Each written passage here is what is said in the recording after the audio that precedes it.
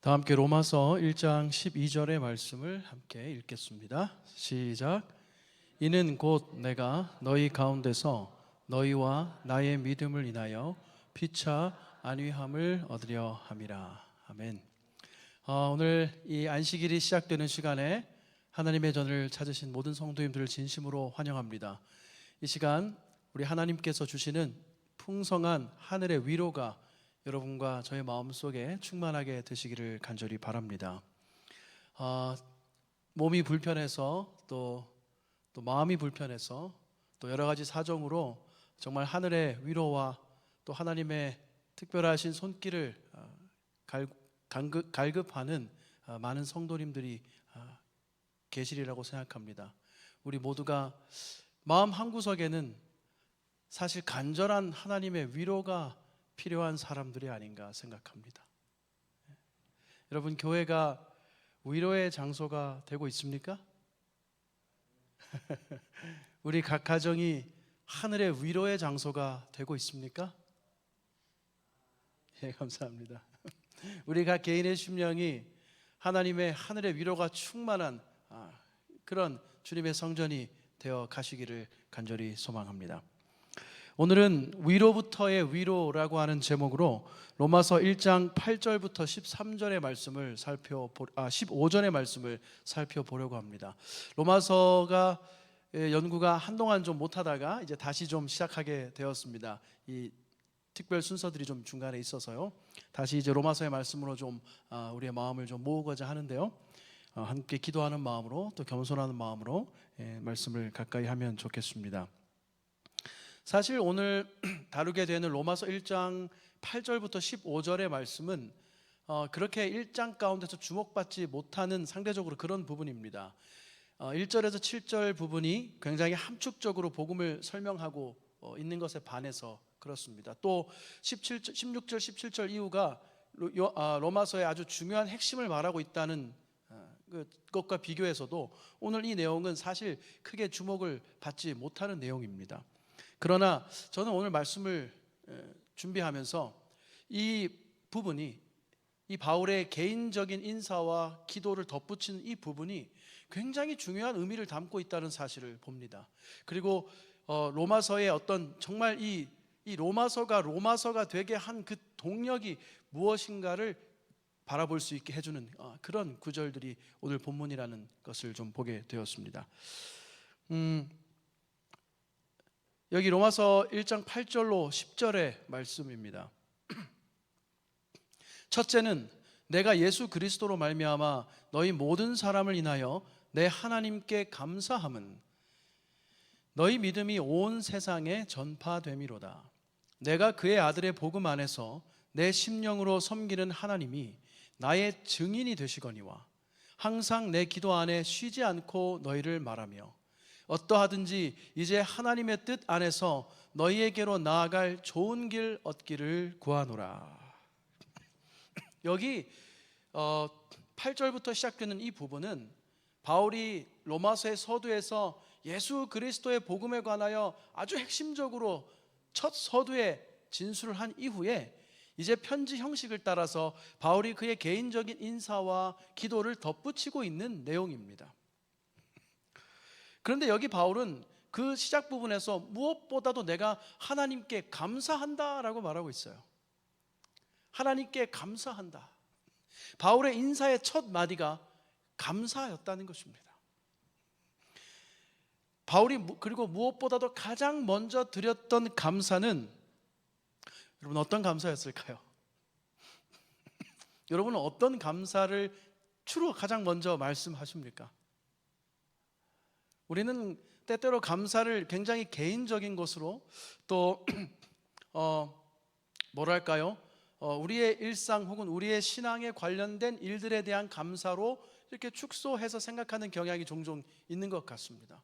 그러나 사도 바울의 이 개인적인 기도 또 개인적인 인사의 첫 시작은 감사였는데 그 감사는 바울 자신의 어떤 개인적인 삶의 축복이나 그런 내용들이 아니라 로마에 있는 성도들이 복음을 전한 것에 대하여 감사였습니다.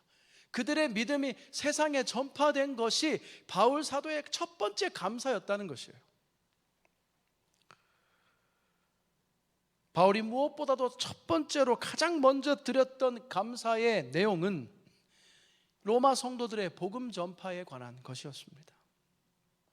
그래서 8절에서 바울은 로마 교회의 성도들의 믿음이 온 세상에 전파됨이로다, 그것을 인하여 내가 감사한다, 그렇게 말하고 있는 것입니다. 우리가 종종 감사가 없을 때가 있어요.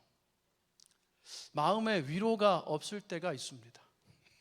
그리스도인으로 살아가는데도 불구하고, 재림 성도로서 살아가는데도 불구하고, 정말 하나님의 구원 속에 살아감에도 불구하고 우리 마음에 감사와 위로가 없을 때가 많이 있는 것 같아요. 그러나 오늘 바울 사도의 이 첫 인사는 우리에게 정말 중요한 것을 가르쳐 줘요. 그것은 사실은 하나님의 복음이 전파되는 것이 사실은 그리스도인의 마음에 가장 큰 위로라는 것입니다. 그래서 여러분, 우리 마음속에 위로가 없다, 우리 마음속에 감사가 사라지고 우리 마음속에 좀 힘들 때, 그때는 왜 그런 거냐면요, 여기 전제 조건이 있어요. 전제 조건은 우리가 그리스도인이라는 전제 하에서, 우리가 하나님을 믿고 예수님의 재림을 기다리는 재림 성도라는 전제 하에서 만약 그러한 마음이 우리한테 든다면 그 이유는 단 한 가지입니다. 그것은 우리가 복음 전파의 위로를 받지 못하고 있기 때문이에요. 바울 사도는 그래서 그의 인사의 첫 서두에서 복음이 전파되는 것이, 너희들의 믿음이 세상에 전파된 것이 나에게 가장 큰 감사요 위로라라고 말하고 있는 것이에요. 여러분, 하늘의 위로가 풍성하기를 원하십니까? 하늘의 감사가, 위로가 충만하기를 원하십니까? 그렇다면 우리의 믿음이 증거되어야 합니다. 우리의 믿음이 세상에 증거되어야 해요. 그때의 그 모습을 보는 우리 서로가 서로 마음의 위안을 얻는다고 오늘 성경은 말하고 있는 것입니다. 그것이 그리스도인이 가져야 할 위로라는 것이에요. 다른 곳에서는 우리의 마음을 진정으로 충족해주는, 우리의 마음을 진정으로 풍요롭게 하고 풍성하게 하는 위로가 없다는 사실을 역설적으로 바울 사도는 말하고 있는 것입니다. 여기 9절에서 이어서 바울은 굉장히 감동적인 고백을 하고 있습니다. 내가 그의 아들의 복음 안에서 내 심령으로 섬기는 하나님이 나의 증인이 되시거니와. 야, 정말 부러운 기도입니다. 하나님이 나의 증인이 되신다. 이 증인은 뭐냐면, 내가 너희를 위하여 기도하고 내가 너희를 만나기를 원하고, 다시 말하면 내가 너희와 함께 이 복음 전하기를 간절히 원하는 데 대하여 하나님이 나의 증인이 되신다. 정말 멋있지 않습니까? 제가 오늘 청년들로부터 큰 위로를 받았습니다. 청년들이 카톡방에서 81명이 들어있는 카톡방이 있는데요, 그 청년 카톡방에서 저에게 생일 축하 문자를 막 보내주었어요. 생일 축하 문자들이 물론 위로가 되지만 그 중에 한 문자가 청년반 하기에 딱 좋은 나이라고 저에게 말을 해주어서, 왜냐하면 제가 아마 우리 앞에서 청년 담당 목사 중에 가장 나이가 많을 겁니다. 아마 제가 청소년 부장도 제 3년 후배니까. 그래서 제가 항상 좀 청년들한테 미안한 마음을 좀 갖고 있었거든요. 그리고 부족한 마음을 좀 갖고 있었고, 내가 이거 어떻게 커뮤니케이션이 될까 이런 생각도 많이 하고, 그래서 늘 그냥 어떻게 도와주지 이런 마음을 갖고 있는데, 좀 부족한 마음을, 미안한 마음을 갖고 있는데, 한 친구가 그림을 그려서 청년 사역하기에, 청년반 하기에 딱 좋은 나이라고 이렇게 해주어서 제 마음에 얼마나 위로가 되었는지 모릅니다. 그리고 그것 외에도 뭐 청년들과 새벽마다 기도하면서 또 말씀을 나누면서 또 얼마나 많은 위로와 용기를 얻는지 모르겠습니다. 여러분, 그 신앙생활에서 제일 정말 필요한 것은 성도 피차 간의 위로인 것 같아요. 그게 없으면, 그래서 제가 감동받는 구절이 또 하나 있는데, 그 사진에서 제가 얼마 전에 이제 우리 청년 주말 부흥회하면서 세 겹줄로 사랑하라 이렇게 설교를 했는데 그걸 기억하고 81겹줄로 사랑합니다 이렇게 저한테 보내주었어요. 그래서 제가 얼마나 행복하고 기뻤는지 모릅니다. 그리스도인의 위로가, 상호 위로가 있는 것이죠. 그러나 제 자신을 이 바울 사도 앞에 비추어 볼 때 나는 정말 바울만큼 이렇게 하나님이 나의 증인이 되신다고 당당히 말할 만큼 정말 쉬지 않고 성도들을 위하여 기도하고 또 그렇게 복음을 증거하고 있는가라는 모습을 돌아볼 때는 정말 많은 부족함을 느낍니다. 그러나 바울은 여기서 하나님이 내 심령으로 섬기는 하나님이 나의 증인이 되시고 항상 내 기도에 쉬지 않고 너희를 말한다 이렇게 얘기하고 있어요. 그 기도가 굉장히 중요하다는 사실을 저는 참 요즘 들어 다시 한번 느끼는데 첫 번째로 그거 같아요. 기도는 저 자신의 영적인 정말 호흡 숨통이 되는 것 같습니다. 그러니까 기도를 하지 않으면 영적으로 제 자신이 호흡 정지, 심정지가 오는 것 같은 것을 많이 느껴요. 그래서 매 순간 기도를 하고 특별히 일어나자마자 가장 먼저 하나님 앞에 기도하는 것, 그것이 얼마나 내 영적인 삶을 살게 하는지, 숨쉬게 하는지를 많이 느끼고 있는 것 같습니다. 그리고 두 번째는 그 기도가 제 자신을 변화시킨다는 사실도 많이 느낍니다. 우리가 기도하면 단순히 기도가 하나님과의 대화고 어떤 소통이라고 생각할 수 있지만 사실은 우리의 변화의 가장 강력한 도구가 기도라는 생각을 저는 해요. 그러니까 우리가 변화되고 싶으면 뭘 해야 되냐면 기도해야 됩니다. 우리가 삶이 변화되고 내 성품이 변화되고 나의 마음이 바뀌고 내가 하나님을 더 닮고 싶으면 가장 먼저 또 가장 많이 해야 되는 것은 기도인 것입니다. 그 다음에 그러면 그렇게 기도를 하면 그 기도가 나를 바꾼과 동시에 내가 내 기도가 바뀌는 것을 또 경험합니다. 나의 기도의 내용이 또 나의 기도의 성격이 바뀌는 거예요. 그래서 내가 하나님께 기도하면서 그 기도가 나를 변화시키고 나의 변화된 기도가 또 다시 나를 깨닫게 하고 그 기도가 하나님께 상달되고 하나님이 그 기도를 들어주시고 하면서 하늘의 위로를 얻는 신앙인의 삶을 살아가게 되는 축복이 거기에 있는 것이죠. 여기 와이프는 기도에 대해서 이렇게 말했습니다. 그리스도의 제자들은 자신의 무능함을 깊이 느끼고 겸비와 기도로 그들의 연약함을 그분의 능력에, 그들의 무지를 그분의 지혜에, 그들의 무가치함을 그분의 의로우심에, 그들의 가난함을 그분의 다음 없는 부요함에 연결시켰다. 바울이 기도함을 통해서 성도들 위해 날마다 기도한다고 할 때 사실 그 이면에 숨겨진 것들이 바로 이런 거라는 것이에요. 바울이 자신이 이 성도들을 사랑하기에는 정말 턱없이 부족하고 사실은 그리스도인들 앞에 설 수도 없는, 인간적으로 자신의 과거사를 볼 때 자신이 이들 앞에 설 수도 없는 존재라는 사실을 매일 하나님 앞에 아뢰면서 또 그럼에도 불구하고 자신을 세워서 성도들 앞에 세워서 복음을 전하는 사도로 삼으신 주님의 은혜를 감사하면서 자신의 무가치함을 하나님의 능력 앞에, 자신의 지혜 없음을 하나님의 무한하신 지혜에 연결하는 그 기도를 날마다 드린 것을 우리가 볼 수 있는 것입니다. 바울은 계속해서 10절에서 이렇게 말해요. 어떠하든지 그래서 이제 하나님 뜻 안에서 너희에게로 나아갈 좋은 길 얻기를 구하노라. 그래서 바울은 이 로마에 있는 성도들에게 이제 가고 싶었거든요.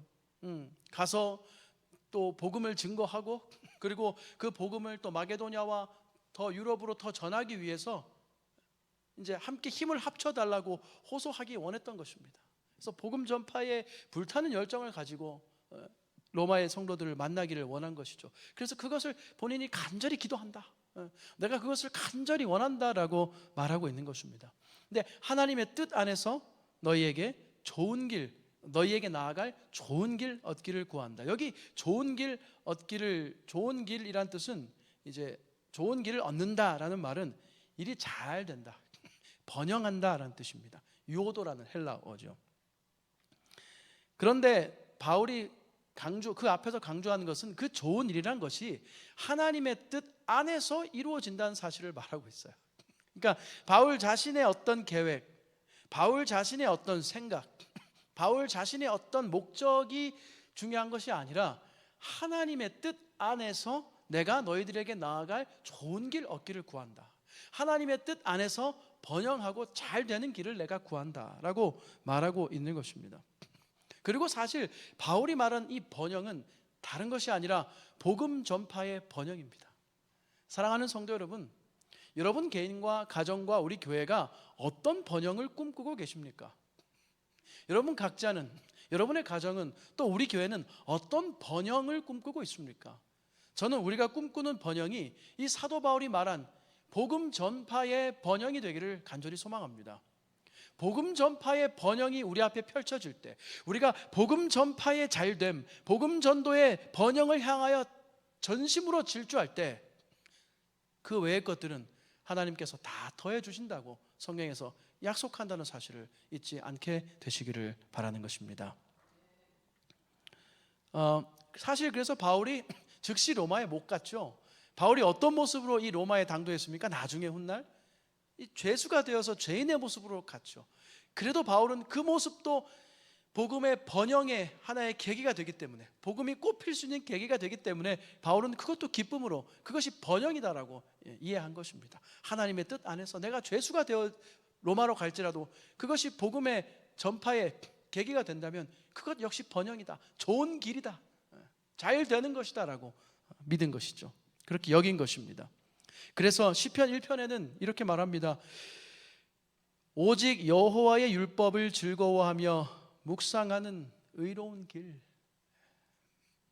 우리의 번영의 길은, 우리 각 개인과 가정과 교회가 잘 되는 길은, 번영의 길은 우리 안에서 복음이 증거되는 길이고, 그리고 주의 말씀이 날마다 그것을 즐거워하며 묵상하는 그 길이 번영의 길이라고 말하고 있는 것입니다. 그래서 바울은 이처럼 끊임없이 예수를 향해 나아갔고 복음을 들고 온 세상으로 가기를 원했습니다. 바울은 다른 것이 아니라 로마 교회 성도들의 믿음이 온 세상에 전파된 것으로 감사와 안위함을 얻었습니다. 그의 기도에 쉬지 않고 성도들을 말함으로써 용기와 위로를 얻었습니다. 또한 바울은 로마의 성도들에게 좋은 길로, 번영의 길로 나아가기를 간구하였습니다. 쉬지 않고 서로를 말하는 믿음의 기도, 그것은 사도 바울이 누린 최고의 하늘의 위로였던 것입니다. 여러분, 오늘 여러분과 저의 삶 속에 이러한 위로가, 하늘로부터 오는 위로부터의 위로가 충만하게 되시기를 간절히 소망합니다. 여러분, 말씀을 전한다는 것은 그러나 사실 쉽지 않습니다. 왜냐하면 그것이 성경적인 이론의 전달을 넘어서 그 말씀을 우리 삶에서 드러내야 하기 때문입니다. 마치 우리가 사랑한다는 말을 자주 하지 못하지만, 저는 자주 하지 못하는데 여러분 자주 하시나요? 요즘은 좀 사랑한다는 말을 해야 한다는 강박관념 속에서 사는 것 같기도 합니다. 뭐 그 말 좀 안 하면 뭐 큰일 나는 것도 아닌데, 그럼 경상도 분들은 정말 난리가 나겠죠. 그런 말 하지를 않는데, 그래서 사랑한다고 말하라고 자꾸 방송도 그렇고 뭐 철학가들도 그렇고 사랑한다고 말하세요 이렇게 자꾸 그러는데, 아유 낯간지러워서 말을 못 하겠는 거죠. 그렇지만 우리가 무슨 말은 많이 하죠? 가족끼리, 친구끼리 사랑하는 사람에게 무슨 말을 많이 합니까? 밥 먹었니? 잘 있었니? 뭐 했니? 아팠니? 뭐 해라? 뭐 해라? 많이 하지 않습니까? 그 말이 다 뭐예요 사실은? 그게 사랑한다는 말이잖아요. 그런 말 한마디도 안 하고 사랑한다 라고만 하면 뭐 하겠습니까? 사실은 진짜 사랑한다는 말에는 사랑이라는 단어가 없는지도 몰라요. 밥 먹었니? 잘 잤니? 아팠니? 다쳤니? 어땠니? 이거 했니? 이래야 된다 저래야 된다 이렇게 하자. 그것이 사실 사랑한다는 말 아니겠습니까? 복음의 전파도 마찬가지입니다. 복음의 이론적인 내용이 나의 삶에서 표현되고 전달되어야 합니다. 말씀, 성경 구절과 말씀의 교리를 나누고 가르치는 것이 필요 없다는 말이 아니라, 그것이 너무나 중요하지만 사랑을 전달하고 표현하는 것이 그것의 본질이라는 사실을 말씀드리는 것입니다. 이어서 바울은 이렇게 말합니다. 11절부터 13절인데요. 우리 같이 한번 읽어볼까요? 시작. 내가 너희 보기를 심히 원하는 것은 무슨 신령한 은사를 너희에게 나눠주어 너희를 견고케 하려 함이니 이는 곧 내가 너희 가운데서 너희와 나의 믿음을 인하여 피차 안위함을 얻으려 함이다. 아멘. 여기 바울은 어떤 신령한 은사를 나눠주어서 너희를 튼튼하게, 너희를 단단하게, 너희를 견고하고 성숙하게 하기 위함이다 라고 말을 하고 있습니다. 여기 신령한 은사는 무엇인가? 여러분, 여기 바울이 나눠주기 원하는, 로마의 성도들에게 나누어 주어서 견고케 하기 원하는 이 신령한 은사가 뭘까요? 어떤 학자는 이것을 복음이라고도 하고, 또 어떤 학자는 바울 자신의 사도적 권위를 합당화하는 표현이라고도 얘기합니다. 또 바울의 설교와 가르침이라고 말하는 사람도 있습니다. 이런 주장들이 다 일리가 있죠. 그러나 여기 본문의 신령한 은사는 12절에서 부연 설명됩니다. 그것은 바로 무엇입니까? 피차 안위함을 얻게 하는 은사입니다. 피차 서로 위로함을 주는 은사라는 것이에요. 여러분의 은사들, 우리가 은사가 많이 있지 않습니까? 재능도 있고 재물도 있고 시간도 있고 여러 가지 은사가 있습니다. 우리에게 주님이 주신 그 은사들이, 다시 말해 피차 안위함을 얻게 하는, 서로 위로하는 데 그 은사가 사용되고 있는가라고 바울은 묻고 있는 것입니다. 여기 단어들을 좀 살펴보면 여기 은사는 사실 은혜의 선물이에요. 그러니까 여러분이 가지고 있는 돈, 여러분이 가진 재주, 여러분의 지식, 여러분의 명예, 여러분의 권력, 권력 하니까 다들 권력이 특별히 없는데, 어떤 조그만 권력이라도 있겠죠. 여러분의 어떤 능력, 모든 것이 다 사실은 뭐라는 것입니까? 은혜의 선물이고 하나님의 은혜의 결과라는 것입니다. 여러분, 저는 우리가 이 사실 정말 진정으로 믿기를 간절히 소망해요. 우리의 은사, 우리가 받은 은택들, 그 모든 것이 다 하나님의 은혜의 결과다. 그 다음에 여기 나눠주다라는 메타디도미라고 하는 말은 구제한다라는 뜻이 있고, 또 목숨을 준다는 굉장히 적극적인 의미를 담고 있습니다. 그러니까 사실 바울이 이 단어를 쓸 때 그것은 정말 아주 어려운 형편에 있는 것을 도와줘서 이렇게 좋게 하고, 또 목숨을 던질 만큼 어떤 강력한 나눔으로 그것을 일으키는 것을 말하고 있는 것이에요. 그래서 바울이 로마서 5장에서 이렇게 은사에 대해서 말했습니다. 그러나 이 은사는 그 범죄와 같지 아니하니 곧 한 사람의 범죄를 인하여 많은 사람이 죽었은즉 더욱 하나님의 은혜와 또는 한 사람 예수 그리스도의 은혜로 말미암은 선물이 많은 사람에게 넘쳤으리라. 바울은 5장에서 다시 한번 이 은사에 대해서 부연 설명하면서 이 은사가 예수 그리스도로부터 와서 많은 사람에게 나누어진, 다시 말하면 많은 사람을 위해 목숨을 버리고 많은 사람을 구제한 그 은혜라고 설명하고 있는 것입니다. 바울이 로마의 성도들을 찾아가서 주고 싶었던 것, 그것은 그러니까 자신의 어떤 능력이 아니라, 자신의 어떤 은사가 아니라, 심지어는 자신의 설교도, 저에게도 해당됩니다. 설교도, 봉사도, 신방도, 어떤 일도, 어떤 사역, 그것이 아니라 바로 예수 그리스도의 은혜, 그분이 우리를 구원하신 그 사실, 그 놀라우신 은혜가 바로 사도 바울이 전해주고 싶은 그것이었다는 것입니다. 여러분, 우리 자신에게도, 또 우리 가족과 성도들과 이웃들에게 우리가 가장 전해주고 싶은 것이 무엇입니까?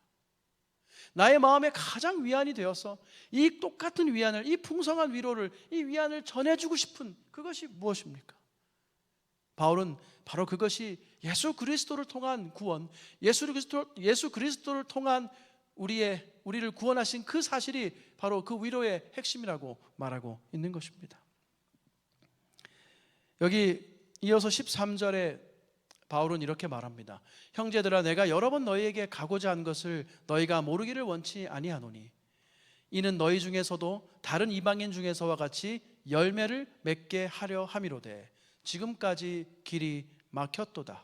여기 열매 칼포스라고 한 단어는 식물, 땅의 소산물 혹은 자손, 결과 등을 뜻하는 단어예요. 그러니까 열매 맺는다는 뜻은 너희들의 믿음의 행실은 물론이고 너희들의 전도의 결과도 포함하는 것입니다. 그 모든 복음의 열매를 바울이 보기 원했다, 이렇게 말하고 있는 것이에요. 바울이 다른 이방인들에게서 보았던, 그리고 또 로마의 성도들에게 보기 원했던 열매는 복음의 결과, 믿음의 결과인 열매였던 것입니다. 제가 신학과 1학년 때, 그러니까 25년 전입니다. 신학과 1학년 때 의무적으로 기숙사 생활을 했어요. 우리 신학과 나온 친구들 좀 있는 걸로 아는데, 요즘은 모르겠는데 요즘도 아마 신학숙이 있을 텐데요. 신학과 1학년 때는 의무적으로 기숙사 생활을 합니다. 그래서 이제 신학숙 이 생활 패턴을 다 따라가야 생활 교육이 있어요. 매일 새벽 기도가 있고 신학생들은, 그리고 식사 후에 아침 예배가 있습니다. 기숙사 예배가 있어요. 근데 제가 이제 저한테 이 새벽 기도 그 경배와 찬양을 부탁해서 제가 한 학기인가 1년인가를 새벽마다 그 경배와 찬양을 인도한 적이 있습니다. 그러면 신학생들이 그 당시에 뭐 1, 2학년 하면은 뭐 수십 명이 됩니다. 막 한 80명, 90명 이렇게 되는데 그때 신학생이 많았거든요. 그래서 이렇게 하면은 이제 거기서 이렇게 경배와 찬양을 인도하고 아침 새벽 기도를 하면 제가 굉장히 열심히 잘 갔어요. 책임을 맡았으니까 갑니다. 가서 열심히 해요. 근데 이제 어떻게 됩니까? 돌아와서, 왜냐면 이제 5시 새벽 기도를 하면 5시에 노래를 해야 되잖아요. 앞에서 이렇게 막 한 15분, 10분 이렇게 찬양을 해야 되니까 뭐 한두 명 뒤에 세워놓고 같이 이렇게 막 찬양을 하는데, 그러려면 제가 4시 55분에 일어나서 딱 내려갈 수가 없잖아요. 목소리도 안 나오고. 그래서 4시 막 20분 막 이렇게 4시 반 일어나서 막 이렇게 막 목도 풀고 막 이렇게 좀 뭔가를 해야 돼. 이렇게 깨워야 됩니다.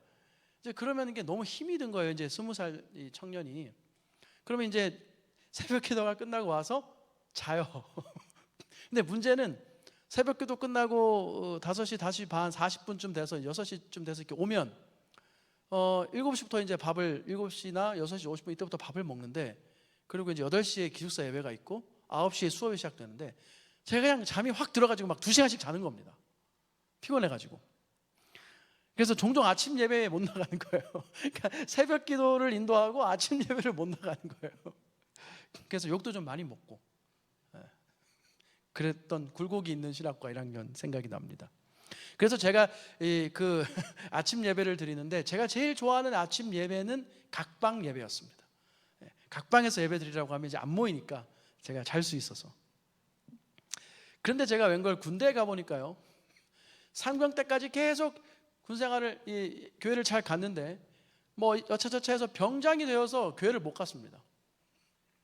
병장이 되어서 이제 안식일날 교회를 못 가게 된 이 아이러니한 상황이 있어서, 제가 병장 때 맨날 제가 운전병이었는데 그 수송부의 공구실에 앉아서 맨날 혼자 이렇게 예배를 드렸어요. 교회를 못 갔죠. 그러니까 근데 제 평생 정말 손에 꼽히는 간절한 예배였던 것 같아요. 그 공구실에서 수송부 공구실에서 드렸던 몇 달간의 교회 가지 못하고 홀로 드렸던 그 예배가 잊을 수 없는 예배 가운데 하나입니다. 이것이 사실 예배 딜레마인 것 같아요. 어떤 분들은 형식적인 예배를 굉장히 부정적인 것으로 생각합니다. 또 어떤 분들은 반대로 굉장히 철저한 것이 중요하다라고 또 생각하는 것 같아요. 그런데 오늘날은 굉장히 균형 있는 시각이 좀 필요한 것 같습니다. 뭐 예를 들어 부모님께 너무 엄하고 좀 위선적인 신앙 교육을 받았거나 좀 자유로움을 추구하는 성향의 분들은 그래서 삶의 예배에도 불성실한 경향이 있는 것 같기도 해요. 절제 생활의 중요성을 상대적으로 좀 간과하는 것 같기도 합니다. 식생활 같은 것은 그렇게 중요한 것이 아니라고 생각하는 것 같아요. 거리낌 없는 육식과 야식, 과식, 부절제한 식습관을 자신은 물론 자녀들에게도 물려주기도 합니다. 조그만 것이 자꾸 무너지고 아침 예배와 가정 예배가 무너집니다. 그러면 자연스럽게 교회 정규 예배는 참석하지 않게 되고 불신앙이 따라옵니다. 교회 가는 것 귀찮아지고 영적 판단력이 흐려지고 마음의 위로와 위안이 사라져서 우울증과 여러 가지 어려움에 시달리게 되고 결국 자기 중심적으로 변하면서 전도 같은 것은 아예 생각할 수 없는 일이 되어버리는 것이죠. 반대의 경우는요, 너무 철저한 것이 또 문제입니다. 말이 좀 이상하죠. 너무 철저한 게 뭐가 나쁩니까? 철저할수록 좋은 거죠. 사실 절제 생활과 우리 삶으로 드리는 예배에 있어서 아무리 철저한들 그것은 좋은 것입니다. 그래야 합니다. 너무나 당연한 것이죠. 그런데 문제는 이것이 본질을 호도한다는 데 있습니다. 사람은요, 죄인이라서 내가 좀 잘하면, 내가 뭘 좀 하면 다른 사람을 도와주고 격려하는 것이 아니라 지적하고 무시하는 경향을 나타내요. 그게 죄인이라서 그렇습니다. 그래서 이런 경향을 소위 바리새인적 경향에 빗대어서 설명하는 것입니다. 그런데 여러분, 사실 바리새인은 너무나 좋은 사람들이에요. 바리새인들만큼 정말 철저하고 똑바른 사람들이 없었습니다. 그래서 조지 나이트 같은 학자는 바리새인은 좋은 사람이다라고 설명했죠. 성경을 매일 읽고 심지어 다 외우기까지 하는 사람들입니다. 율법 박사들이고 삶에 있어서도 누구보다 철저했습니다. 문제는 그 자체가 너무 좋은 것이지만 그들에게 예배의 본질인 겸손과 희생, 이타적인 사랑이 전해지지 않았다는 것입니다. 겉과 속의 이 균형이 여러분 사실 신앙이에요. 그게 정직한 신앙이에요. 겉과 속의 균형이 정직한 영성입니다. 그래서 저는 별로 제 자신을 그렇게 포장하는 것을 좋아하지 않습니다. 있는 그대로 주님 앞에 나아가는 것입니다.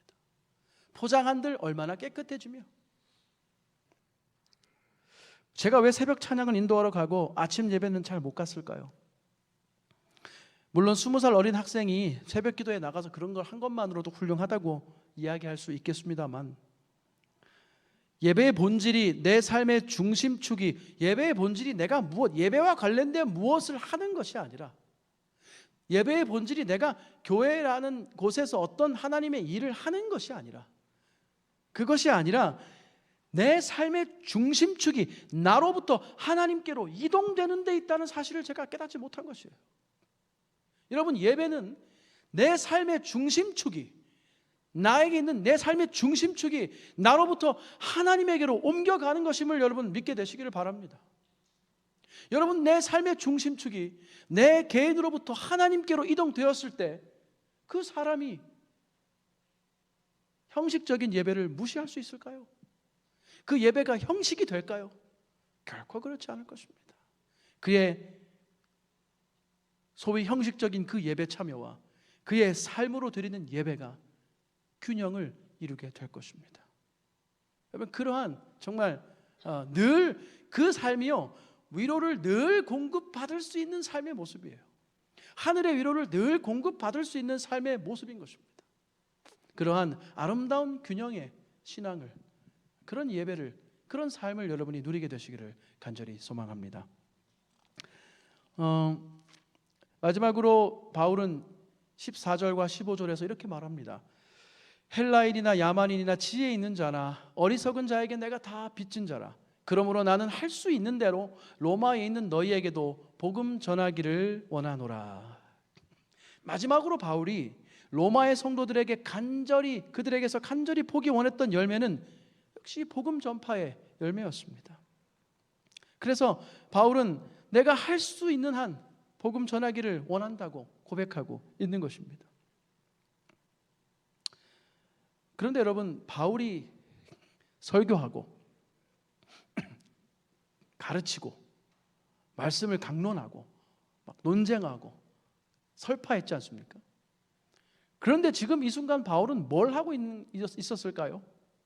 이 로마의 성도들에게 가면서 바울이 한 일은 동시에 구제연금을 걷어서 예루살렘의 가난한 이들을 돕기 위하여 구제연금을 걷어서 가는 중이었어요.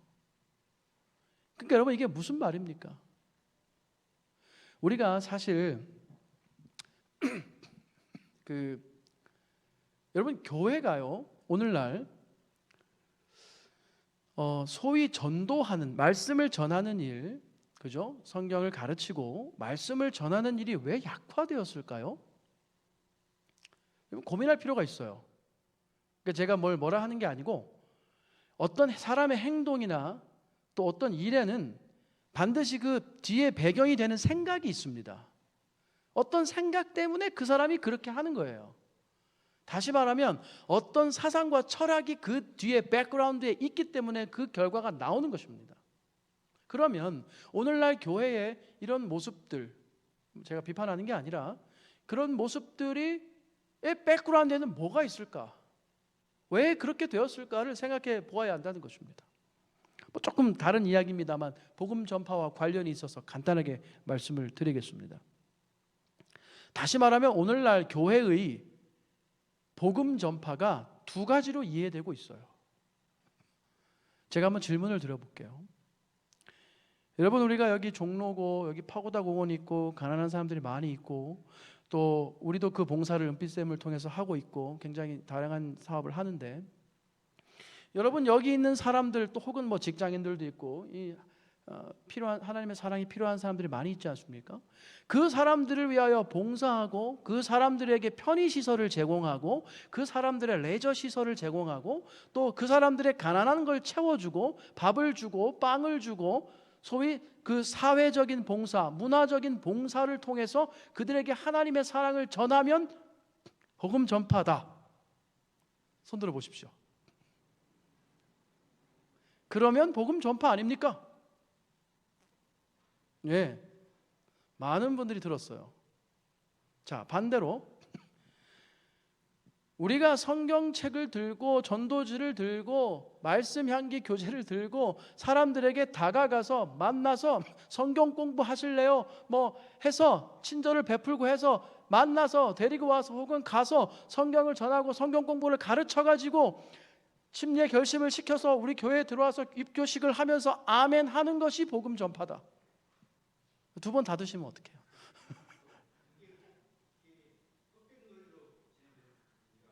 정답입니다. 정명기 씨는 정답입니다.